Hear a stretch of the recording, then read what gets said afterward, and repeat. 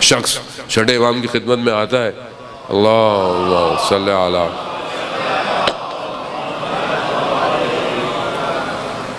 کہتا ہے کہ مولا وہ خراسان سے کوئی آیا ہے اور اس نے مجھے کہا ہے، مولا کا خادم ہوتا ہے، کہا کہ وہ میرے باغ ہیں، میری چیزیں ہیں، میری جائیداد ہے، میں یہ تمہیں دیتا ہوں، اور تم یہ جو مولا کی نوکری کرتے ہو، خادم ہو، یہ مجھے دے دو۔ تو مولا، میں نے سوچا کہ نقصان نہیں ہے، تو امام نے کہا ہاں تمہاری مرضی ہے، کر لو جو کرنا ہے۔ جب جانے لگا تو امام نے کہا مگر ایک بات یاد رکھو، جو اس دنیا میں جتنا ہمارے قریب ہے وہ آخرت میں بھی ہمارے اتنا ہی قریب رہے گا۔ تو ہم اس دنیا میں اپنے امام کے کتنے قریب ہیں؟ آپ خود اپنے آپ کو دیکھیں کہ کیا میں امام زمانہ کو یاد کرتا ہوں کہ نہیں کرتا؟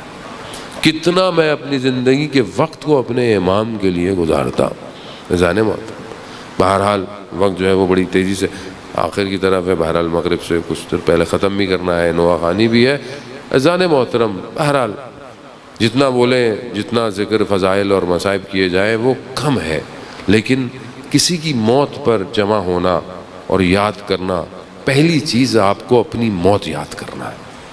آج آپ کسی کے چہلم پر آئے ہیں، کل آپ کا بھی چہلم ہونا ہے۔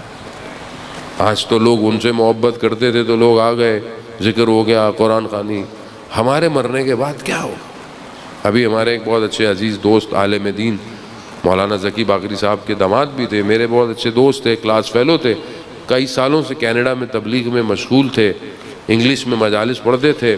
ان کی موت نے ایک ایسا جھٹکا دیا ہم دوستوں کو، کیونکہ بہرحال ساتھ پڑھے ہوئے تھے، حوضے کی زندگی ساتھ گزاری ہوئی تھی، اور بہرحال عرصہ تبلیغ کے اندر بھی ایسی شخصیت، ایک ایسا جھٹکا جان محترم کہ یعنی میرے جیسا آدمی کی جو ہر وقت موت کے بارے میں مجلس پڑھتا ہے خاموش کر گیا۔ یعنی ایسی موت، یعنی اس مصروف اور سردی اور اس ملک میں بھی جنازے میں 5000 لوگ تھے، بچے، کیوں؟ زندگی ایسی گزاری تھی۔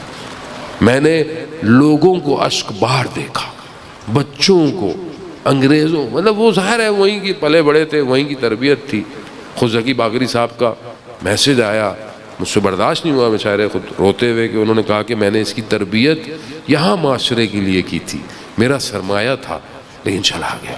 اذان محترم حقیقت ہے، لیکن خوش قسمتی یہ ہے کہ انسان آپ کو اس مکتب کے ساتھ چھوڑ کر، ہماری کوئی پہچان نہیں ہے سوائے اہل بیت، ہمارا کوئی در نہیں ہے سوائے اہل بیت۔